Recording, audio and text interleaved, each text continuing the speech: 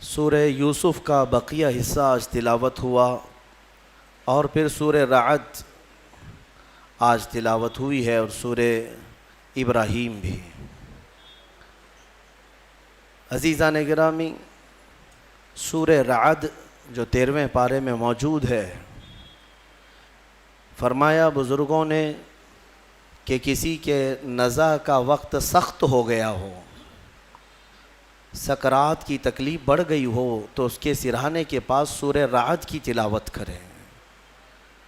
انشاءاللہ العزیز نزع میں آسانی ہوگی اور روح نکلنے میں اللہ تبارک و تعالیٰ تخفیف فرما دے گا۔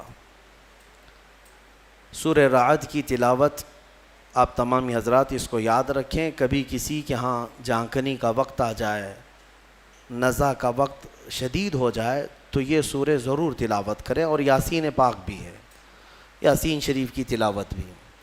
بہرحال سورہ یوسف کا جو بقیہ حصہ تھا اس میں کچھ آیتیں یہ ہیں کہ رب تبارک و تعالیٰ نے فرمایا، میں یہاں پر ہمارے معمولات کی بھی بات کر دوں کہ بحمدہ تعالیٰ ہم جو بھی عقیدہ رکھتے ہیں یا جن چیزوں پر عمل کرتے ہیں وہ قرآن و حدیث سے ثابت ہوتا ہے۔ آپ نے کل سنا تھا سیدنا یعقوب علیہ السلام اپنے بیٹے یوسف علیہ السلام کی جدائی کے غم میں اتنا روئے کہ ان کی آنکھیں سفید ہو گئیں، یعنی آنکھوں کی بینائی چلی گئی۔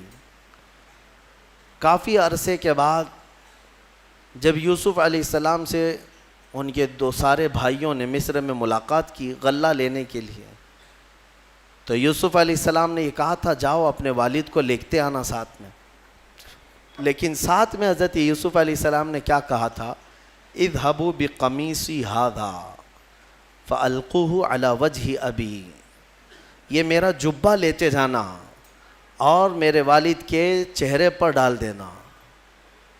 یوسف علیہ السلام نے اپنا جبہ دیا تھا اپنے بھائیوں کے ہاتھ میں کہ اپنے باپ کے چہرے پر اسے ڈال دینا۔ اب یہ جبہ لے کر کے جب چلے اور یعقوب علیہ السلام کے چہرے پر انہوں نے یوسف علیہ السلام کا جبہ ڈالا تو قرآن کہتا ہے فرتد بصیرا، ان کی کھوئی ہوئی بینائی واپس آ گئی۔ کس کی؟ یعقوب علیہ السلام کی، جو باپ ہیں۔ یوسف علیہ السلام کے جبے کا چہرے پر پڑنا تھا کہ بینائی آ گئی۔ میرے عزیزوں، یہی تو اہل سنت و جماعت کہتے ہیں کہ تبرکات میں تاثیر ہوا کرتی ہے۔ اب یہاں سے اتنی بھی سمجھنے کی بات ہے کہ ایک نبی کا جبہ دوسرے نبی کو فائدہ دے سکتا ہے، تو نبی کی تبرک امتی کو کیوں نہیں فائدہ دے سکتے؟ نبی کا جبہ نبی کو فائدہ دے رہا ہے۔ یوسف علیہ السلام بھی نبی ہیں، یعقوب علیہ السلام بھی نبی ہیں۔ یوسف علیہ السلام کا جبہ اگر یعقوب علیہ السلام کو نفع دیتا ہے تو ہم گنہگاروں کو حضور پاک کے قدموں سے لگی مٹی کیوں نہیں نفع دے سکتی ہے؟ حضور پاک کے جسم اطہر سے مس کوئی لباس یا پھر آپ کا منہ مبارک ہمیں فائدہ کیوں نہیں دے سکتا؟ یقیناً ان تبرکات میں تاثیر ہے، برکت ہے۔ تو یہاں سے یہ ہمارے معمولات اہل سنت و جماعت سمجھ میں آتے ہیں۔ اچھا، اور دوسری بات، انبیاء کرام علیہ السلام کی اختیارات پر بھی جو ہم عقیدہ رکھتے ہیں وہ بھی سنیے۔ یوسف علیہ السلام کے بھائی ابھی جبہ لے کر کے گھر پہنچے بھی نہیں تھے، راستے میں تھے، تبھی یعقوب علیہ السلام کو اپنے بیٹے کی خوشبو آنے لگی۔ گھر میں کہتے ہیں انی لاجد ریح یوسف، اپنے گھر والیوں سے کہتے ہیں کہ میں یوسف کی خوشبو سونگھ رہا ہوں۔ ابھی وہ بھائی آئے نہیں، راستے میں ہیں، اور جبے کی خوشبو یوسف علیہ السلام کے یعقوب علیہ السلام کو آ رہی ہے۔ عزیزان گرامی، اور یہ مسافت کتنی تھی، کتنی دوری تھی جو جبہ ابھی موجود تھا جہاں راستے میں، اور یعقوب علیہ السلام، کئی 100 کلومیٹر کا فاصلہ تھا، ابھی کئی 100 کلومیٹر کا فاصلہ ہے، اور جبے کی خوشبو یعقوب علیہ السلام سونگھ رہے ہیں۔ میرے عزیزو، پھر اگر کوئی کہے نبی اپنے جیسے بشر تھے تو یہاں بیٹھ کر دلی کو سونگھ کے دکھاؤ، یہاں بیٹھ کر بنگلور کو سونگھ کے دکھاؤ۔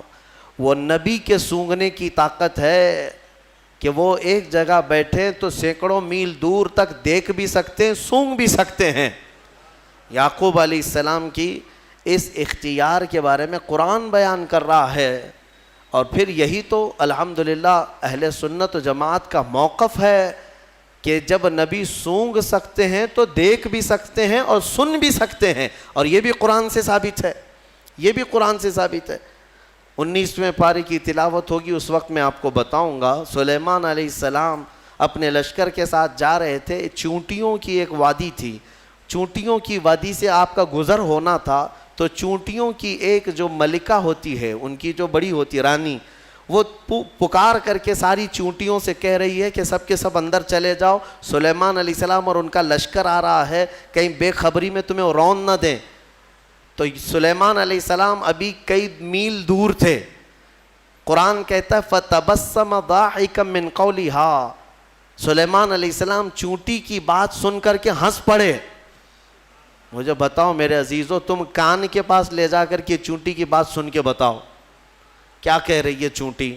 ارے اوروں کے مچھر کی تو آواز آتی ہے، چونٹی کی تو ہم نے آواز بھی نہیں سنی۔ مکھی کے اڑنے کی، بھن بھنانے کی آواز آتی ہے، چونٹی کی آواز سنی ہے؟ لیکن وہ نبی کئی میل دور سے چونٹی کی بات کو سن بھی لیے اور مسکرا بھی دیے۔ قرآن کہتا ہے، اب یہاں سے مجھے بتاؤ، بنی اسرائیل کے نبی چونٹی کی بات سن سکتے ہیں تو سید الانبیاء امتی کی بات کیوں نہیں سن سکتے؟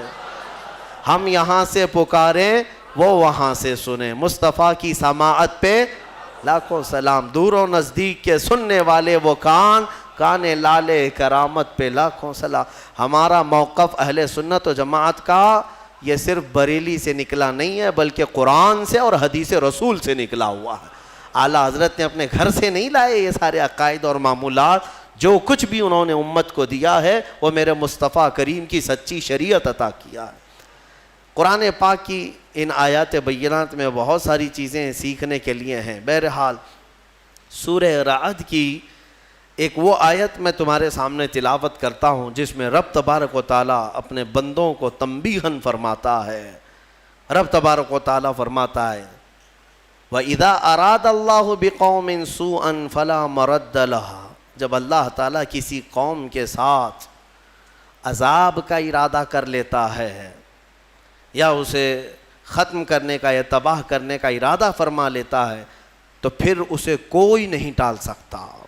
فَلَا مَرَدَّ لَهَا، کوئی نہیں ٹال سکتا۔ اور اسی سے پہلے یہ آیت کا ٹکڑا ہے، شاید آپ نے سنا ہوگا، آج ہم سب کو بیدار کرنے کے لیے یہ آیت کا اتنا ٹکڑا کافی ہے۔ میرا مولا فرماتا ہے ان اللہ لا یغیر ما بقوم حتی یغیروا ما بانفسہم، بے شک اللہ تعالیٰ اس وقت تک کسی قوم کی حالت کو نہیں بدلتا جب تک وہ قوم خود اپنی حالت نہیں بدلتی۔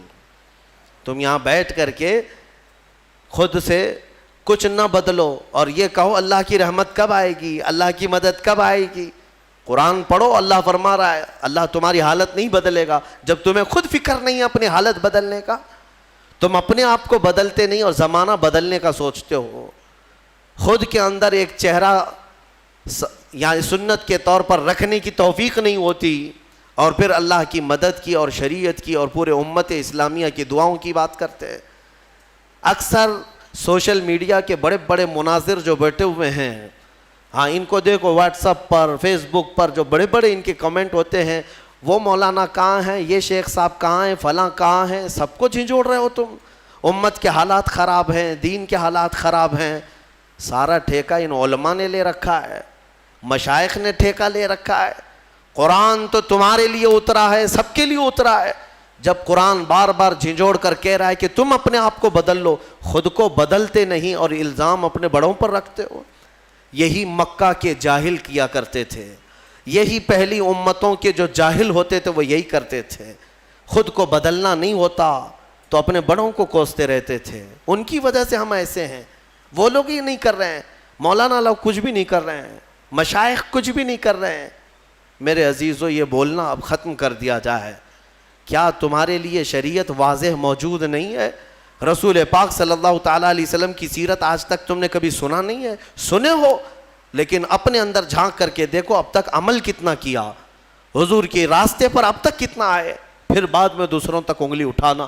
قرآن یہ کہتا ہے کہ اللہ تعالیٰ اس وقت تک تمہاری حالت نہیں بدلے گا جب تک تم خود اپنی حالت نہیں بدلتے۔ اس پر میں ایک واقعہ عرض کرتا ہوں۔ بغداد مقدس میں ایک بڑے بزرگ تھے، محمد جام رضی اللہ تعالیٰ عنہ، بڑے پائے کے بزرگ ہیں، صاحب کرامت بزرگ گزرے ہیں۔ یہ وہ دور تھا جب ہلاکو بادشاہ پوری دنیا میں اپنی درندگی پھیلا چکا تھا، جہاں جاتا تھا قتل عام کرتا تھا، یکے بعد دیگرے وہ ملک فتح کر رہا تھا، لاشوں کے انبار لگا رہا تھا۔ اس کی کرسی تو لوگوں کی لاشوں پر ہی لگتی تھی۔ ہلاکو نام سنا ہوگا آپ نے، بڑا ظالم بادشاہ۔ اور یہ جنگ کرتے کرتے جب اس کا ٹارگٹ بغداد ہو گیا، بغداد اس وقت مرکز اسلام کہلاتا تھا، علماء دین وہاں پر کثرت سے ہوا کرتے تھے، علم کی بڑی بڑی درسگاہیں وہاں پر موجود تھی، دانشور وہاں موجود تھے، صوفیہ موجود تھے۔ تو بغداد میں بڑی بڑی پرانی تاریخی کتابیں موجود تھیں، بغداد کو اس نے ٹارگٹ بنایا۔ سنیے، بغداد کو جب ٹارگٹ بنا کر اپنی فوج لے کر وہ بغداد پر چڑھائی کرنے کے لیے نکلا تو بغداد سے کافی فاصلے پر پڑاؤ کیا، ابھی کافی دور تھا، اور اس نے اپنے 2 سپاہیوں کو بھیجا کہ بغداد کا معائنہ کر کے آؤ، دیکھ آؤ لوکیشن کیا کیسا ہے۔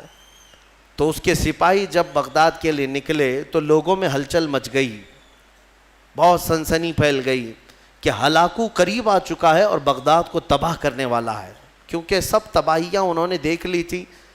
ہلاکو نے کیا کون سے شہر برباد کیے، کتنوں کا قتل عام کیا، وہ سب کو پتا تھا۔ تو بغداد کے اکثر لوگ دوڑے دوڑے حضرت محمد جام کے پاس آئے، کہا کہ آپ ہمارے رہبر ہیں، آپ ہمارے رہنما ہیں، اللہ والے ہیں، ہمیں بچا لیں، آپ دعا کریں۔ ہلاکو جیسا ظالم بغداد پر ٹوٹ پڑا ہے۔ وہ اس وقت بیٹھے ہوئے تھے، ان کے ہاتھ میں کھٹوری تھی، آپ نے وہ کھٹوری کو یوں پلٹ دیا اور کہا جاؤ اللہ حفاظت فرمائے، اللہ حفاظت فرمائے۔ لوگ چلے گئے، اللہ والوں کو اللہ تعالیٰ نے یہ اختیار دیا ہے، تصرف دیا ہے، اور ان کی اداؤں کو اللہ قبول بھی کرتا ہے۔ ہوا یہ کہ ہلاکو کے دونوں سپاہی پورے راستے بھر چھان مارتے رہے، ان کو بغداد نظر ہی نہیں آیا، وہ ڈھونڈتے رہ گئے، ان کو صرف میدان ہی میدان دکھتا تھا، کہیں بغداد دکھتا ہی نہیں تھا۔ وہ واپس لوٹے اور بادشاہ سے کہا کہ بغداد تو ہے ہی نہیں قریب، کہیں پر کوئی شہر ہی نہیں ہے، صرف اور صرف چٹیل میدان ہے۔ تو ہلاکو کو اتنا غصہ آیا ان کی بات پر کہ یہ جھوٹ بول رہے ہیں، دونوں کو اس نے قتل کر دیا۔ کہا جھوٹ بول رہے ہو تم، بغداد کے بالکل ہم قریب آئے ہوئے۔ دوسرے دن بغداد کو اپنے خاص 2 وزیروں کو بھیجا، کہا جاؤ تم دیکھ کر کیا ہو، عام سپاہیوں پر بھروسہ نہیں ہے۔ اپنے معتمد 2 وزیروں کو بھیجا، وہ جب آئے، دوسرا دن تھا، تو پھر لوگوں کو خبر چلی کہ آج ہلاکو کے 2 جاسوس اس کے مخصوص وزیر آ رہے ہیں۔ پھر دوڑے دوڑے حضرت محمد جام کے پاس آئے اور ان سے سفارش کرنے لگے کہ حضور آج وہ اپنے مخصوص جاسوسوں کو بھیج رہا ہے اور وہ بغداد کے قریب آئے ہیں، ہماری بیویاں بیوہ ہو جائیں گی، بچے یتیم ہو جائیں گے، بچا لیں، اللہ کا واسطہ دیتے ہیں۔ حضرت محمد جام نے آج پھر کھٹوری اٹھائی، پلٹ دیا، کہا جاؤ اللہ حفاظت فرمائے۔ چلے گئے، وہ 2 وزیر بھی گھوم پھر کر کے گئے، انہیں بھی بغداد نظر نہیں آیا، صرف چٹیل میدان۔ اللہ والے اپنے کوزے سے جسے چاہے چھپا لیں۔ واپس وہ شام کو لوٹے، ہلاکو کے پاس کہے سچ کہہ رہے تھے وہ دونوں سپاہی، ہمیں بھی بغداد نظر نہیں آیا، ہم غلط راستے پر تو نہیں آئے۔ بادشاہ کو اب غصہ بھی تھا اور تجسس بھی بڑھ گیا کہ ایسا کیسے ہو سکتا ہے۔ اس نے کہا اب معائنے کی ضرورت نہیں، مجھے یہاں سے بغداد کی روشنی نظر آ رہی ہے اور تم کو قریب سے بغداد کیوں نہیں نظر آیا؟ تو پھر تیسرے دن اس نے فوج کی تیاری کر لی کہ نہیں اب معائنے کی ضرورت نہیں، ساری فوج ہی چل پڑے، میرے ساتھ ساتھ چلو اور حملہ ایک ساتھ کیا جائے گا بغداد پر۔ تیسرے دن صفیں لگ گئیں، ہلاکو اس کی سپہ سالاری کر رہا، سربراہی کر رہا تھا، اور جب بغداد کی طرف وہ طبل بجاتے ہوئے، نقارے بجاتے ہوئے نکلے، اب پھر بغداد والوں میں سراسیمگی پھیل گئی۔ اب یہاں پر دوڑ بھاگ، سارے ادھر ادھر کھلبلی مچ گئی.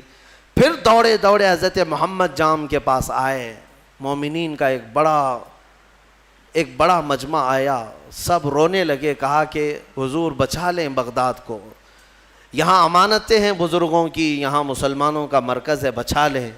حضرت محمد جام تیسرے دن ان کے ہاتھ میں کٹوری تھی، وہ پلٹ رہے تھے، غیب سے ندا آئی کہ اے میرے بندے اب رک جاؤ، اب رک جاؤ. کب تک تم انہیں اس طرح سے بچاتے رہو گے؟ انہوں نے اب تک اپنی حالت نہیں بدلی، ان کو اپنی حالت پر چھوڑ دو. حضرت محمد جام کو حکم ہوا، غیب سے ندا آئی، انہوں نے وہ کھٹوری چھوڑ دی، نہیں پلٹا. پھر اس کے بعد ہوا یہ کہ ہلاکو بغداد میں داخل ہو ہی گیا اپنی فوج کو لے کر، اور ایسی تباہی مچائی، ایسی تباہی، اللہ کی پناہ. 1 مہینے تک بغداد میں صرف چیخ ہی چیخ تھی، آوازیں ہی آوازیں تھیں. جس طرف سے گزرتے لاشوں کا انبار تھا، گھر بار جلائے جا چکے تھے، اسلامی ذخیرہ جو لائبریریاں تھیں وہ جلا کر راکھ کر دی گئیں. دریائے دجلہ کا پانی پورا خون سے لال ہو گیا تھا، اور گھوڑے دوڑتے تھے بغداد کی گلیوں میں تو مسلمانوں کے خون سے گھوڑوں کے ٹاپ بھیگ جاتے تھے.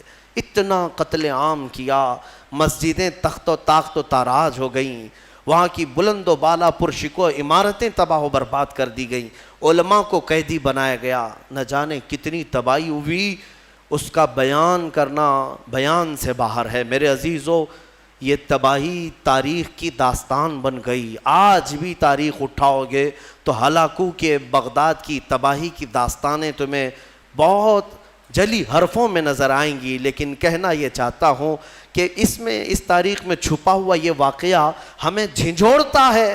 اللہ والے بھی، اولیاء کرام بھی اس وقت تک بچاتے رہتے ہیں جب تک تمہارے سدھرنے کی امید ہو. پھر ایک وقت ایسا آتا ہے کہ مولا تعالیٰ خود منع کر دیتا ہے کہ اے میرے محبوب بندو، ان کی حفاظت بھی مت کرو، ان کو اپنے حال پر چھوڑ دو، ان کو اپنے حال پر چھوڑ دو، کہیں وہ نوبت نہ آنے پائے، وہ وقت آنے نہ پائے.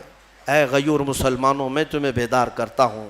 اسی لیے زمانہ ماضی کے کچھ شاعروں نے یہ کہا تھا، جگہ جگہ کے تھک چکے ہیں تمہیں یہ ہنگامے، اٹھو نشاط لذت خواب گراں بدل ڈالو. ہاں، غلط روی سے منازل کا بعد بڑھتا ہے، مسافروں رویش کارواں بدل ڈالو. اٹھو وگرنہ حشر نہ ہوگا پھر کبھی، دوڑو کہ زمانہ چال اپنی چل گیا. آج تمہیں پتہ ہے تمہاری تباہی کے منصوبے، اس کے تانے بانے پورے بنے جا چکے ہیں، تمہارے خاتمے کی منصوبے مکمل کیے جا چکے ہیں، اور تم آپس میں یہاں گتھم گتھا ہو. تم یہاں پر اب تک اپنے تاش کے پتے چھوڑنے کو تیار نہیں، تمہارے شراب کی دکانیں بند نہیں ہو پاتی، تمہارے نشے کی عادتیں ختم نہیں ہو پاتی. کہاں گیا وہ غیور نوجوان؟ جب میرے آقا صلی اللہ تعالیٰ علیہ وسلم تنہا آواز دیتے تھے تو سہاگ رات چھوڑ کر کے حنظلہ جیسا جوان بھی میدان میں آتا تھا، اپنی آج کی دلہن کو چھوڑ کر نکل آتا تھا. کہاں گیا وہ ہمارا نوجوان؟ بوڑھے بھی اپنے وقت میں، تمہیں پتہ ہے بدر کی رات کو دوسرے دن جانا ہے، مدینے کے ایک گھر میں باپ اور بیٹے میں جھگڑا ہو رہا ہے. کس بات پر؟ بیٹا کہتا ہے میں رسول پاک کے ساتھ جاؤں گا، باپ کہتا ہے نہیں میں جاؤں گا. دونوں میں جھگڑا ہو رہا ہے، اور دونوں نے حضور پاک صلی اللہ تعالیٰ علیہ وسلم کے پاس شکایت کی کہ آقا آپ فیصلہ فرما دیں کون جائے گا. بیٹا کہتا ہے یہ باپ میرے بوڑھے ہو چکے ہیں، انہیں گھر سنبھالنے دیں. بوڑھے کہتے ہیں نہیں میرا حق زیادہ ہے، میں عمر والا ہوں، اس کا تجربہ کم ہے، میں آپ کے ساتھ جاؤں گا. یہ کھیلنے کے لیے مقابلہ نہیں ہو رہا ہے، جان دینے کے لیے مقابلہ ہو رہا ہے، گردنیں لے کر کے نکلنے والا ہے. حضور پاک نے فرمایا قرآن اندازی کر لو، قرآن اندازی کر لو، نام نکالو. قرآن اندازی کی گئی تو بیٹے کا نام نکلا. باپ نے کہا میں یہ قرآن نہیں مانوں گا، اور ایک بار قرآن کرو. دوبارہ قرآن اندازی کی گئی، پھر جوان بیٹے کا نام نکلا. میرے مصطفیٰ کریم صلی اللہ علیہ وسلم نے فرمایا اس بوڑھے صحابی سے، کہا آپ گھر بیٹھ جائیں، آپ کا یہ لال، آپ کا یہ جوان میرے ساتھ چلے گا. جانتے ہیں حضور کے اس فرمان کے بعد وہ بوڑھے صحابی دھاڑے مار کر رونے لگے، یا ویلا یا ویلا، اے اللہ یہ کتنی بری حالت ہے میری کہ میرے بڑھاپے نے مجھے مصطفیٰ سے دور کر دیا. اگر میں بوڑھا نہ ہوتا تو آج چلا گیا ہوتا. وہ جذبہ کہاں چلا گیا ہمارا؟ وہ جوش کہاں چلا گیا؟ وہ ولولہ کہاں گیا؟ تم بدلتے نہیں اور پوری دنیا میں بیٹھ کر تسبیح کے دانے گھما کر اور تم کہتے ہو اللہ کی رحمت آ جائے، اللہ کی مدد آ جائے. یاد رکھو یہ سنت کے خلاف ہے، سنت کے خلاف ہے. میں خود اپنے آپ پر کبھی کبھار کوستا ہوں کہ ہاں ٹھیک ہے، اللہ تعالیٰ نے ایک منبر دیا یا آواز دی تو میں جو بول سکتا ہوں بول رہا ہوں. مجھے اتنی امید ضرور ہے کہ ہماری زبان سے آواز نکلے گی، مولا کسی کے بھی دل کو بیدار ضرور کرے گا. بیدار تو ہوں گے، لیکن ساتھ میں مجھے اس بات کا افسوس ہوتا ہے کہ آج ہمارے حالات ایسے ہیں کہ کمرے میں بیٹھ کر ڈسکس کر رہے ہیں، واٹس ایپ پر بیٹھ کر چیٹنگ کر رہے ہیں، ایک جگہ کی دوسرے جگہ کی ویڈیو وائرل کرتے ہیں کہ دیکھو فلاں جگہ ایسی آتنک مچائی جا رہی ہے، ایسے کیا جا رہا ہے. یہ سارا کا سارا انتظام تو تم واٹس ایپ پہ کر رہے ہو، تمہاری ساری تیاری تو صرف فیس بک پہ ہے. باقی باہر نکلو تو دیکھو نہ چہرے سے تمہیں غلام مصطفیٰ کوئی کہنے کو تیار ہے، نہ تمہارے لباس سے کوئی تمہیں غلام مصطفیٰ کہنے کو تیار ہے، نہ تمہاری زبان سے، نہ تمہارے اخلاق سے، نہ تمہارے معاملات سے. غلام مصطفیٰ وہ ہوتا تھا کہ وہ راستے پر چلے تو اس کا رعب ایسا طاری ہوتا ہے کہ اچھے اچھوں کی آنکھیں نیچے گر جائیں، آنکھیں نیچے ہو جائیں. نبی اکرم صلی اللہ تعالیٰ علیہ وسلم کی غلامی کو تم ہلکا سمجھتے ہو؟ بدلو میرے عزیزو، قرآن سچ کہہ رہا ہے ان اللہ لا یغیر ما بقوم حتی یغیروا ما بانفسہم. بے شک اللہ تعالیٰ اس وقت تک کسی قوم کی حالت نہیں بدلتا جب تک اس قوم کو خود اپنی حالت بدلنے کی فکر نہ ہو. اسی لیے اقبال نے کہا تھا قوت فکر و عمل پہلے فنا ہوتی ہے، پھر کسی قوم کی شوکت پہ زوال آتا ہے، پھر کسی قوم کی شوکت پہ زوال آتا ہے. ہماری شوکت، ہماری شان، ہماری بان پر جو آج زوال آیا ہے اس سے پہلے ہمارے سوچ و بچار اور ہمارے عمل کی قوت فنا ہو گئی ہے. ہاں سب کچھ ختم کر کے اب ہم یہ زوال کے دن دیکھ رہے ہیں. بہت تیزی سے دن بدلے ہیں میرے عزیزو، ہماری آنکھوں کے سامنے بدلے ہیں.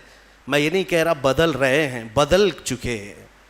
آج سے صرف 10 سال پہلے جاؤ، آج سے صرف 5 سال پیچھے بھی جاؤ، جو حالات تھے وہ آج بہت تیزی سے بدل چکے ہیں. اور پھر اگلے جو آئیں گے اتنے عرصہ بھی تمہیں مہلت نہیں دی جائے گی. دشمن گھات لگا کر اپنی کمین گاہوں سے تمہاری طاق میں ہے. اسی لیے میں نے کل بھی ایک جملہ کہا تھا کہ نشیمن سے دھواں اٹھتا ہے اور تم کہتے ہو ساون ہے. گھر میں آگ لگی ہے اور دھواں نکل رہا ہے اور تم کہہ رہے ہو ساون کا موسم چل رہا ہے. میرے عزیز بچوں، آج یہ گلی ڈنڈے کا وقت بھی نہیں، کرکٹ اور ہاکی اور فٹ بال کا وقت بھی نہیں ہے تمہارے پاس. تمہارے ہاتھوں میں قرآن عظیم آ جانا چاہیے، تمہاری زبانوں پر اب منغمات مصطفیٰ آ جانا چاہیے. تم پوچھو گے اس سے ہوگا کیا؟ تمہیں پتہ نہیں کیا ہوگا، تمہیں اندازہ بھی نہیں ہے. قرآن کی ایک آیت اگر مولا پہاڑوں پر نازل کرے تو وہ ریزہ ریزہ ہو جائیں گے، وہ ریزہ ریزہ ہو جائیں گے. کیا قرآن پر یقین نہیں ہے تمہیں؟ اللہ نے فرمایا لو انزلنا هذا القرآن على جبل لرأيته خاشعا متصدعا من خشیۃ اللہ. اگر ہم یہ پہاڑوں پر نازل کرتے تو تم دیکھتے کہ اللہ کی خشیت سے یہ ریزہ ریزہ ہو جاتے. آج تمہارے ہاتھوں میں اگر قرآن آ جائے اور تمہارے سینے میں بس جائے، پھر دیکھنا قرآن کی اس طاقت کو لے کر جس راہ سے گزرو گے دشمن ریزہ ریزہ ضرور ہوں گے، ضرور ہوں گے. آج تمہارے پاس جو طاقت ہے، قوت ہے، وہ قرآن ہے اور عشق مصطفیٰ ہے. اور عشق مصطفیٰ نعروں سے نہیں. ہاں آپ یہی کہیں گے کہ ہم تو عاشقان مصطفیٰ ہیں، ہم میلاد بھی مناتے ہیں، نعتیں بھی پڑھتے ہیں، نعرے بھی لگاتے ہیں سب. اگر نعرے لگانا اور نعت مصطفیٰ پڑھنا ہی عشق مصطفیٰ کی علامت ہوتی تو نہ بدر ہوتی، نہ احد ہوتا، نہ خندق ہوتی، نہ حنین، کچھ نہیں ہوتا. سب صحابہ بیٹھ کر مسجد نبوی میں ہی نعرے لگاتے، سب دشمن فنا ہو جاتے. ایسا نہیں ہے. پہلے میدان میں اپنے عمل کے ساتھ اترو، اپنے عمل کے ساتھ اترو. ہاں تم حضور پاک صلی اللہ تعالیٰ علیہ وسلم کے عاشق ہو تو عمل کے ساتھ آؤ، تم اپنے آپ کو بدلو. قرآن کی اس محکم آیت کے بارے میں آپ سے کہہ رہا ہوں، اللہ نے سچ فرمایا اس وقت تک وہ حالت نہیں بدلے گا جب تک تم اپنی حالت نہیں بدلتے. اب حدیث سنو. میرے آقا صلی اللہ علیہ وسلم فرماتے ایک بندہ اگر اپنے آپ کو بدلنا چاہے، کتنا ٹائم لگنا چاہیے بدلنے میں آپ کو؟ کب تک؟ کچھ تو لمٹ ہوگی. آپ بدلنا چاہیں, حضور فرماتے ہیں اگر کوئی بدلنا چاہے اور نکل پڑے مولا کے راستے پر, حضور فرماتے ہیں کہ اگر وہ ایک بالشت آگے بڑھے گا تو رب تبارک و تعالیٰ کی رحمت ایک ہاتھ آگے بڑھ جائے گی. اگر وہ چل کر کے آئے گا تو مولا کی رحمت دوڑ کر اسے لے گی. ہاں, تمہارے صرف اٹھنے کی دیر ہے. تم نے بنی اسرائیل کے اس شخص کے بارے میں سنا نہیں؟ حدیث پاک میں, صحیح حدیث پاک, جس نے 100 لوگوں کا قتل کیا تھا, 100 لوگوں کا قتل کیا اور توبہ کے ارادے سے وہ نکلا. اسے ایک عالم دین نے بتایا کہ جاؤ بیت المقدس کی طرف, اللہ کے گھر کی طرف, تم جاؤ وہاں توبہ کرو, اللہ تعالیٰ تمہاری توبہ قبول کرے گا. وہ اپنے گھر سے نکلا, بیچ راستے میں اس کا انتقال ہو گیا. توبہ کرنے کی مہلت بھی نہیں آئی, ابھی اس جگہ پہنچا بھی نہیں تھا. یہ صرف اور صرف نکلا ہے اپنے آپ کو بدلنے کے لیے, اور بیچ میں موت بھی آ گئی. اور حدیث پاک میں عذاب کے اور رحمت کے دونوں فرشتے آئے. عذاب کے فرشتے جہنم میں لے جانے کے لیے, رحمت کے فرشتے جنت میں لے جانے کے لیے. کیوں؟ دونوں یہ کہہ رہے تھے, عذاب والے کہ یہ 100 قتل کر چکا ہے, گنہگار ہے. رحمت والے کہتے نہیں, توبہ کی نیت سے نکلا تھا, صاف ہو رہا تھا. جبرائیل امین کو حکم بنا کر اللہ نے اتارا کہ دیکھو ان دونوں کے درمیان فیصلہ کرو. کیسے فیصلہ؟ اس کے گھر سے بیت المقدس تک کی زمین ناپو, یہ جہاں گرا ہے دیکھو, اگر بیت المقدس سے قریب ہے تو جنت والے لے جائیں, اگر دور گرا ہے تو دوزخ والے لے جائیں. ناپا گیا تو برابر بیچوں بیچ وہ انتقال کر کے گرا ہے, بیچوں بیچ, ادھر بھی برابر ہے ادھر بھی برابر ہے. اب کیا فیصلہ کیا جائے؟ دونوں جگہ کی مسافت سیم ہے. رب تبارک و تعالیٰ نے فرمایا جبرائیل امین سے, جبرائیل دیکھو منہ کس طرف کیا ہوا ہے. دیکھا گیا کہ وہ بیت المقدس کی طرف, اور ایک حدیث میں اللہ والوں کی بستی کی طرف منہ کیا ہوا تھا جب مرا ہوا تھا.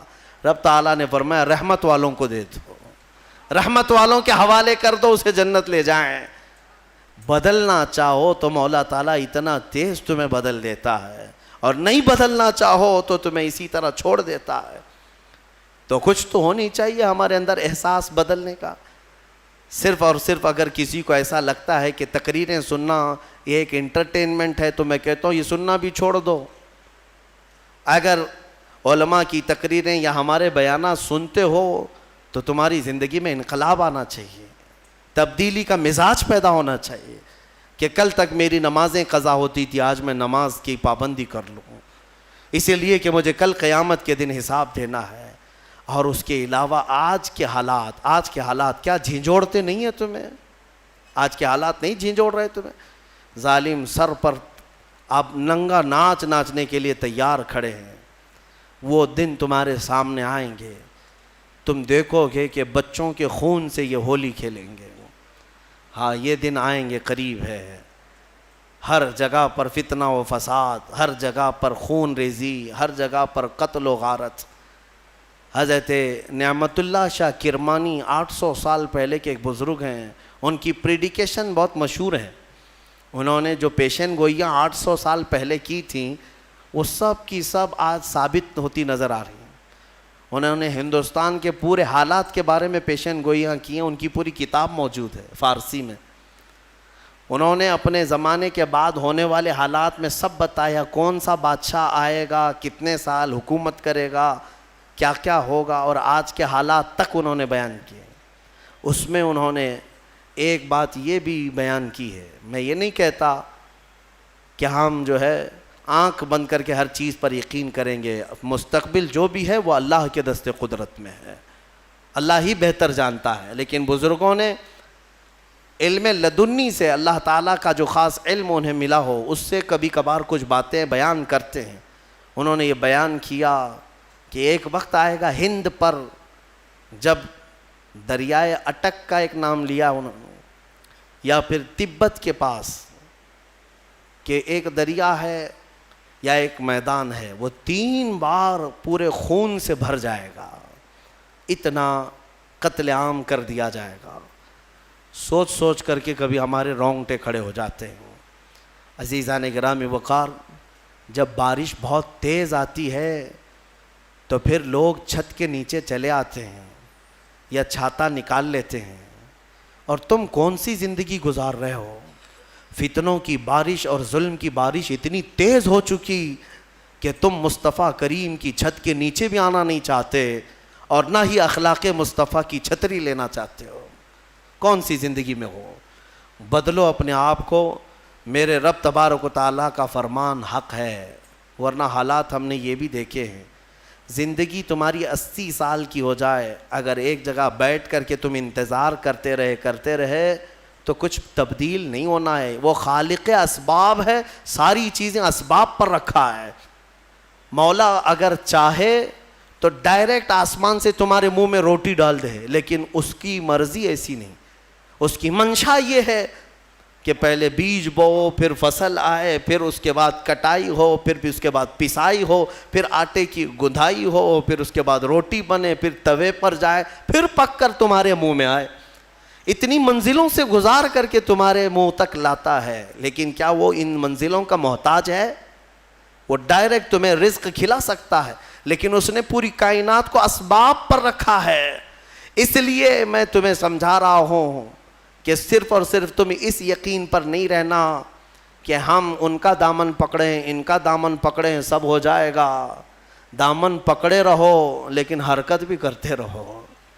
ہاں، بغیر حرکت کیے، مثال کے طور پر سمندر میں آپ تیر رہے ہو، چاہے اچھے سے اچھے تیراک کا دامن پکڑے رہو اور اپنے ہاتھ پیر ڈھیلے چھوڑ دو، اس کو بھی لے جاؤ گے تم، اس کے لیے کیا ہو جاؤ گے؟ میرے عزیزو، آپ اپنے ہاتھ پیر تو چلاؤ، عمل کے میدان میں آپ خود تو آؤ۔ اب یہ آیات کریمہ کے بعد جو آخری میں ہم نے آیت تلاوت کی ہے وہ یہ تھی۔ اللہ تعالیٰ فرماتا ہے، یہ ہمارے حوصلے کے لیے بھی ہے۔ اللہ تعالیٰ فرماتا ہے وَلَا تَحْسَبَنَّ اللَّهَ غَافِلًا عَمَّا يَعْمَلُ الظَّالِمُونَ، لوگوں ہرگز یہ گمان مت کرنا کہ اللہ ظالموں کے کاموں سے بے خبر ہے۔ ظالموں کے کسی کام سے اللہ بے خبر نہیں، وہ جو کچھ بھی کر رہے ہیں مولا سب دیکھ رہا ہے، ہر چیز دیکھ رہا ہے، اور انجام بہت قریب ہے۔ انما یؤخرہم لیوم، اللہ انہیں ڈھیل دیا ہوا ہے۔ قرآن میں رب تعالیٰ فرماتا ہے انہیں ڈھیل دیتا ہے اس دن کے لیے جب سب کی آنکھیں دیکھیں گی کہ یہ کس پلٹی کھائیں گے، کیسی پلٹی کھائیں گے۔ اب میں یہاں پر بھی یہی کہوں گا کہ ظالم جس قدر بھی ظلم کر لیں، ایک وقت آئے گا جب میرے مولا کی پکڑ ہوگی۔ چنگیز نہیں بچا، ہلاکو نہیں بچا، فرعون، قارون، شداد، حامان، ابو جہل، ابو لہب، یہ سب اپنے ظلم کی داستان لکھ کر کے چلے گئے، ان کے نشانات نہیں رہے، تو فی زمانہ ہمارے زمانے کا بھی کوئی ظالم زندہ نہیں رہے گا۔ رب تبارک و تعالیٰ کی پکڑ آئے گی۔ یہ اور بات ہے کہ ایک بڑے بزرگ نے لکھا ہے، وہ بہت اچھی لگی مجھے بات، فرمایا کہ اگر اللہ تبارک و تعالیٰ کسی قوم سے ناراض ہو، اللہ کسی قوم سے ناراض ہو تو سزا کے طور پر انہیں حاکم ظالم دے دیتا ہے۔ ظالم حاکم ہی اس قوم کی سزا ہے۔ اکثر یہ دیکھا گیا ہے کہ قوم کی سزا ظالم حاکم ہی بن جاتا ہے۔ رب تعالیٰ کی طرف سے ایسے یہ انجام ہوتے ہیں۔ میرے عزیزو، پھر جب اجتماعی توبہ کرو گے، اپنے آپ کو بدلو گے، تو مولا بھی یہ کائنات کے سارے اس نظام کو بدل دے گا۔ اور ایک آیت یہ بھی میں سنا دوں، اللہ فرماتا ہے اگر تم نہیں چینج ہونا چاہتے، طے کر کے رکھے ہو کہ جیسے ہم ویسے ہی رہیں گے، بولنے دو مولانا لوگوں کو، ہم جیسے ویسے ہی رہیں گے، ان یشاء یذھبکم، اللہ فرماتا ہے اگر تم یہ نہیں چاہتے بدلو، اگر اللہ چاہے تو تم سب کو ختم کر دے گا۔ وَيَسْتَخْلِفْ مِن بَعْدِكُم مَّا يَشَاءُ، تمہارے بعد پھر جسے وہ پسند کرے گا اس کو اپنی زمین پہ لائے گا، پھر کسی اور قوم کو وہ بسائے گا۔ ہم سے پہلے بھی قومیں آباد رہی ہیں، تم سے نظام کائنات نہیں ہے، تم سے دنیا نہیں چل رہی ہے، تمہاری وجہ سے سورج اور چاند کا نظام نہیں ہے، تمہیں تو اللہ تبارک و تعالیٰ نے اس کائنات میں ٹھہرنے کا موقع دیا ہے۔ اگر تم یہ سمجھ رہے ہو کہ میرے ہی سے سب چل رہا ہے تو خام خیالی ہے۔ ہاں بدلنے کی اپنے آپ کو فکر آج ہی سے طے کر لو. رمضان ہے، بہترین موقع ہے. اللہ رب العزت کو گواہ بناؤ، میرے مصطفیٰ کو حاضر و ناظر مان کر ان کے دربار میں یہ کہہ دو ایک بار میرے آقا کو شاہد مانتے ہو، میرے آقا کو حاضر مانتے ہو، میرے آقا کو ناظر مانتے ہو، تو پھر ان کے سامنے ہاتھ جوڑ کر کے یوں کہو میں مجرم ہوں آقا مجھے ساتھ لے لو، میں مجرم ہوں آقا مجھے ساتھ لے لو، کہ رستے میں ہیں جا بجا تھانے والے، چمک تجھ سے پاتے ہیں سب پانے والے، میرا دل بھی چمکا دے چمکانے والے، برستا نہیں دیکھ کر ابر رحمت، ہم بدوں پر بھی برسا دے برسانے والے. ایک میں کیا میرے عصیاں کی حقیقت کتنی، مجھ سے 100 لاکھ کو کافی ہے اشارہ تیرا. یا رسول اللہ تو جو چاہے تو میل میرے دل کے دھلیں، کہ خدا دل نہیں کرتا کبھی میلا تیرا. یا رسول اللہ تیرے ٹکڑوں پہ پلیں غیر کی ٹھوکر پہ نہ ڈال، جھڑکیاں کھائیں کہاں چھوڑ کے صدقہ تیرا. گندے نکمے کمی مہنگے ہیں کوڑی کے 3، کون ہمیں پالتا تم پہ کروڑوں درود. اور بے ہنر و بے تمیز کس کو ہوئے ہیں عزیز، ایک تمہارے سوا تم پہ کروڑوں درود. کر کے تمہارے گناہ مانگے تمہاری پناہ، اور تم کہو دامن میں آ تم پہ کروڑوں درود. بخش دو جرم و خطا تم پہ کروڑوں درود. گرچہ ہیں بے حد قصور تم ہو عفو و غفور، گرچہ ہیں بے حد قصور تم ہو عفو و غفور. بخش دو جرم و خطا تم پہ کروڑوں درود. رزق کے قاسم ہو تم، خلق کے حاکم ہو تم، جو ملا تم سے ملا تم پہ کروڑوں درود. یا رسول اللہ تم ہو حفیظ و مغیث، کیا ہے وہ دشمن خبیث. تم ہو حفیظ و مغیث، کیا ہے وہ دشمن خبیث. تم ہو تو پھر خوف کیا تم پہ کروڑوں درود. بس یہ اعلیٰ حضرت نے ہمیں سکھایا ہے، یہ اعلیٰ حضرت نے ہمیں سکھایا ہے. جس دن تم بیدار ہو کر میرے نبی کو شاہد مان کر کے یہ کہہ لوگے، انشاءاللہ وہ بدلیاں چھٹ جائیں گی، وہ ابر ہٹ جائے گا، یہ ظالموں کی نحوست ختم ہو جائے گی. دیکھنا تم اپنی آنکھوں سے ان کیڑوں کو مرتے ہوئے دیکھو گے، تم اپنی آنکھوں سے ان دجالوں کو تباہ ہوتے ہوئے بھی دیکھو گے. انشاءاللہ ایک دن میری یہ قوم بدل جائے گی. تو اقبال نے بھی کہا تھا کہ کفر دم توڑ دے گا ٹوٹی ہوئی شمشیر کے ساتھ، گر تم نکل آ جاؤ ایک بار نعرے تکبیر کے ساتھ. بس ایک بار تم نکل آؤ نعرہ تکبیر کے ساتھ. وہ نعرہ نہیں جو صرف اور صرف تم اپنے لیے لگاتے ہو یا پھر انٹرٹینمنٹ کرتے ہو، بلکہ وہ نعرہ جو کبھی ابو عبیدہ بن جراح سے نکلا تھا، کبھی خالد بن ولید کی زبان سے نکلا تھا، کبھی حمزہ بن عبد المطلب سے نکلا تھا. ان کی زبانوں سے جو نعرہ نکلتا تھا وہ روح سے نکلتا تھا، اور ان کا یقین کامل ہوا کرتا تھا، چاہے دنیا کی ساری طاقتیں سامنے ہو مولا میرے ساتھ ہے. انشاءاللہ العزیز وہ وقت تبدیلی کا ان قریب آئے گا. مجھے امید ہے امام مہدی کو ابھی آنا ہے، عیسیٰ علیہ السلام کو ابھی اترنا ہے، اور پوری دنیا میں اسلام کا پرچم ابھی لہرانا باقی ہے. میرے آقا نے فرمایا ہے اس وقت تک قیامت نہیں آئے گی جب تک پوری دنیا کا دین صرف اور صرف اسلام ہی رہے گا، صرف اسلام رہے. اور میرے آقا نے فرما دیا تو میں کہتا ہوں زمین ٹل جائے گی، زمانہ ٹل جائے گا، میرے مصطفیٰ کا فرمان کبھی نہیں ٹلے گا. وہ ہو کر رہنا ہے. لیکن اس سے پہلے جو یہ حالات پیدا ہو رہے ہیں اس کے لیے میں ضرور کہوں گا تم اٹھو، بیدار ہو جاؤ. ہاں ظالموں کے لیے اللہ فرماتا ہے انہیں ڈھیل دیا ہے، آج انہیں ڈھیل دیا ہے، اور ناچو جتنا ناچنا ہے، اور ظلم کرو جتنا ظلم کر سکتے ہو. پھر مولا کی رسی تمہیں ایک دن پکڑے گی اور ایسے باندھا جائے گا کہ تمہارے پاس کچھ نہیں ہوگا. تمہیں پتہ ہے ابرہا کو کتنا گھمنڈ تھا، کئی ہاتھیاں لے کر کے وہ خانہ کعبہ کو ڈھانے کے لیے آیا تھا. مکہ والوں کی طاقت نہیں تھی مقابلہ کرنے کی. مولا کریم نے چھوٹی چھوٹی چڑیوں سے ایسا تباہ کیا کہ قرآن کہتا ہے کعصف مأکول. وہ بادشاہ ابرہا اور اس کی فوج ایسے دکھتے تھے جیسے کسی نے مرغی چھیل کر کے کھا کر کے چھوڑا ہوا ہو، جیسے کوئی مرغی کھا کر گوشت کھا کر کے ہڈیاں چھوڑ دیتا ہے. پوری فوج کی درگت ایسی بنی ہوئی تھی، ہلاک و برباد ہو کر کھائے ہوئے مرغیوں کی طرح نظر آتے تھے۔ وہ دن آئے گا جب یہ سارے کیڑے مکوڑوں کی بھی اللہ وہی حالت بنائے گا۔ شرط یہی ہے کہ تم مصطفیٰ کریم کی غلامی میں آ جاؤ۔ ایک بار تم اپنے آپ کو بدل لو اور تمہاری آنکھوں سے بھی نظر آنے لگ جائے، تمہارے چہرے سے بھی نظر آنے لگ جائے، تمہارے لباس سے بھی، تمہارے اخلاق سے بھی نظر آنے لگ جائے کہ یہ رہتا یہاں پر ہے لیکن بدن میں خوشبو مدینے کی آیا کرتی ہے۔ ہاں میرے عزیزو، ہونا یہی چاہیے کہ تمہیں دیکھ کر کے سامنے والے کو ایسا محسوس ہونے لگے اب تو میرے آقا کو مجھے دیکھنا ہے۔ یہ غلام اس قدر خوبصورت ہے تو اس کا آقا کتنا خوبصورت ہوگا۔ یہ کیفیت جب پیدا ہو جائے گی انشاءاللہ فتح تمہارے مقدر میں ہے۔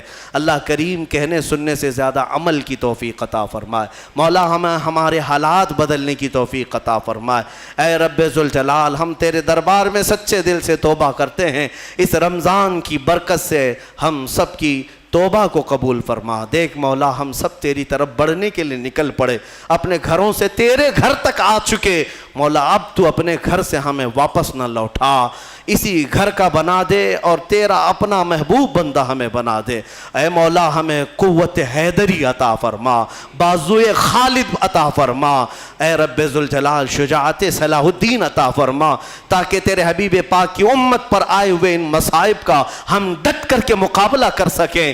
اے کریم خدا، ہماری ایمان میں قوت اور شجاعت عطا فرما، ہم سب کو ثابت قدمی عطا فرما۔ مولا ہماری قوم کے بچوں کو، جوانوں کو، بوڑھوں کو، ہمارے علماء کو، مشائخ کو بزدلی سے نجات عطا فرما دے، بزدلی سے آزاد فرما دے۔ مولا جب تک جئیں سر اٹھا کر تیرے حبیب کی غلامی میں جئیں، اور جب موت کا وقت آئے تو مولا تیرے نعروں کے ساتھ ہمارا لاشا اٹھایا جائے۔ وآخر دعوانا الحمدللہ رب العالمین۔